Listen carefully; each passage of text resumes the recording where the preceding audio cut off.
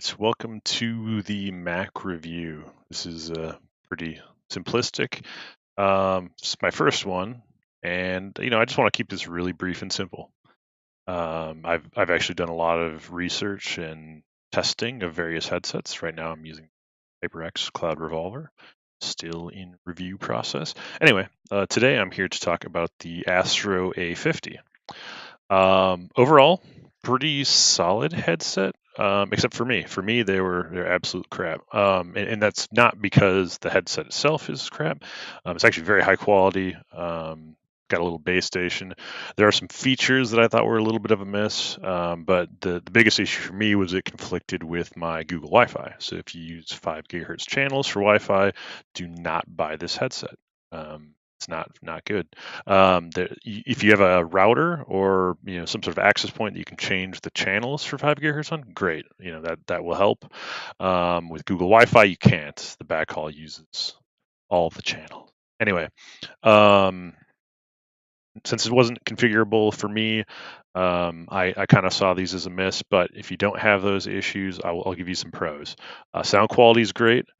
Overall, I thought the mic actually was pretty solid in the headset as well. Where I thought it was kind of weak, aside from my wireless issues, was certainly the mute. I kind of like having a normal mute button, and you have to flip the little headset up to mute it. I thought that was kind of ghetto. It was one of those like concerning things, like, am I really muted? Like, if I need to be muted, am I really? I mean, what if I was using the bathroom? That would be rather unpleasant to listen to. So yeah, that was a bit of a miss, I thought. The other thing was like, the thing is like wireless mode only. There was no real way to wire it up or do anything like that. So I don't know. That to me kind of bothered me a little bit, because sometimes it's just nice to have the ability to wire it up. I thought the Arctis 7 was actually pretty solid. Give you either option sort of headset.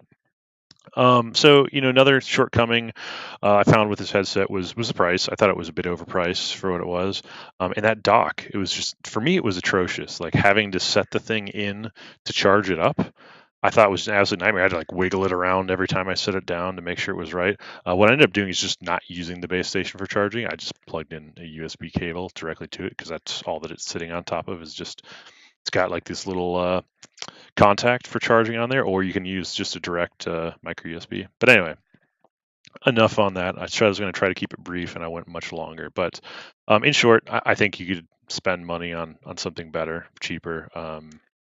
I found at least 3 or 4 options, which I'll be making brief reviews on, that I think will be a little bit more bang for your buck. So anyway, hopefully you got some benefit out of this. If not, too bad. I'm out.